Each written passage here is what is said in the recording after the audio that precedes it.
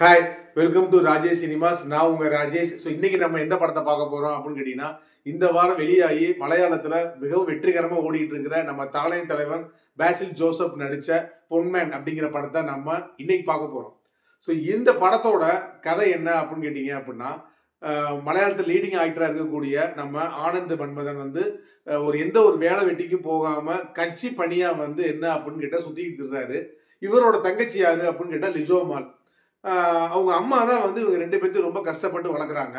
அப்ப அவங்க அம்மா என்ன பண்றாங்க அப்படின்னா, தன்னோட மகளுக்கு எப்படியாவது ஒரு நல்ல இடத்துல வரன்னு பார்த்து நிறைய நகை போட்டு கல்யாணம் பண்ணி வச்சிடணும் அப்படின்னு சொல்லி இவங்க ரொம்ப வந்து கஷ்டப்படுறாங்க. அதுக்கான பணத்தை இவங்க என்ன பண்ணிடுறாங்க அப்படின்னு கேட்டீங்கன்னா, சிறுக சிறுக சேமிக்கிறாங்க. ஆனா இவங்க நினைச்ச மாதிரி ஒரு கட்டத்துக்கு மேல இவங்கனால சேமிக்க முடியல. மகனாலேயும் எந்த ஒரு பிரயோஜனமும் கிடையாது. ஆனா பாத்தீங்க அப்படின்னா ஒரு நல்ல மாப்பிள்ளையும் பிக்ஸ் ஆயிடுறாரு. ஐயோ இப்ப என்னடா பண்றது, நம்ம இருக்கிற பணத்தை வச்சு அவங்க கேட்கற நகையை நம்ம கொடுக்க முடியாது, என்னடா பண்ணலாம்னு சொல்லி இவங்க வந்து ரொம்பவும் வந்து என்ன பண்றாங்க அப்படின்னா சிரமப்பட்டுக்கிட்டு இருக்கிறப்ப பையன்கிட்ட சொல்றாங்க. பையன் என்ன பண்றான் அப்படின்னு கேட்டீங்கன்னா, சரிம்மா நான் ஏதாவது ஒரு வழி பாக்குறேன் அப்படின்னு சொல்லிட்டு இவங்களுக்கு அந்த பையனோட நட்பு மூலமா என்ன ஆகுது அப்படின்னு கேட்டீங்க அப்படின்னா, நம்ம பாசில் ஜோசப் வந்து அறிமுகமாறாரு. பாசில் ஜோசப்போட ஒர்க் என்ன அப்படின்னா, அவர் ஜுவல்லரி கடையில வேலை பார்க்குறாரு. அப்ப அவருக்கு வந்து என்ன அப்படின்னு கேட்டா, இந்த மாதிரி வந்து கஷ்டப்படுற குடும்பத்துக்கு நகை என்ன நகை கேட்கிறாங்களோ அதை வந்து அக்ரிமெண்ட் பேசிஸ்ல முதலே கொடுத்து பேலன்ஸ் அந்த பணத்தை வாங்கிடுறது. அதாவது அடுத்த நாளோ இல்ல 2 நாள் கழிச்சோ என்ன டைம் கொடுக்குறாங்களோ அதுக்குள்ள வந்து என்ன அப்படின்னு கேட்டீங்கன்னா பணத்தை வாங்கிடுறது. இது வந்து அவர் வந்து ரொம்ப கஷ்டப்படுற குடும்பத்துக்கு அவர் பண்றாரு. அப்ப பசில் ஜோசப்போட நட்பு கிடைக்குது நம்ம ஆனந்த் மன்மதனுக்கு கிடைக்குது. அப்ப சரி அப்படின்னு சொல்லிட்டு பசில என்ன பண்றாரு அப்படின்னா, அக்ரிமெண்ட்ல வழக்கம் போல சைனை வாங்கிட்டு 25 பவுன் நகைய கொடுத்துடுறாரு. அப்ப இவர் என்ன சொல்றாரு அப்படின்னு கேட்டீங்கன்னா, கல்யாணம் முடிஞ்சு அடுத்த நாள் வந்து எனக்கு என்ன பண்ணிடணும் அப்படின்னு கேட்டீங்கன்னா, எல்லா பணத்தையும் நீங்க செட்டில்மெண்ட் பண்ணிடணும் அப்படின்னு சொல்லி அக்ரிமெண்ட்ல கையெழுத்தை வாங்கிட்டு நகைய கொடுத்துடுறாரு. கல்யாணமும் என்ன அப்படின்னு கேட்டீங்கன்னா, அவங்க அம்மா நினைச்ச மாதிரி நல்ல பிரம்மாண்டமா கல்யாணமும் நடக்குது.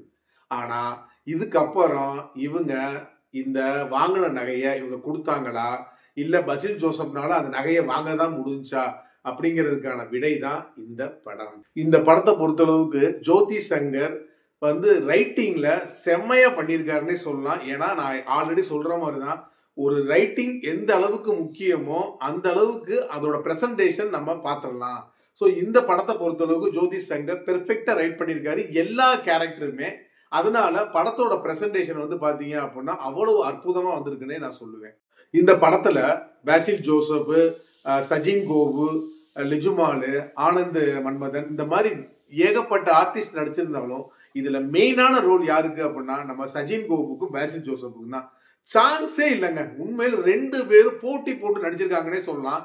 இவங்க வந்து ஒவ்வொரு ஃப்ரேமுமே தியேட்டர்ல வந்து கிளாப்ஸ் தட்டுது. அந்த அளவுக்கு பாத்தீங்க அப்படின்னா இவங்க 2 பேரோட நடிப்பு அப்படி இருக்கு.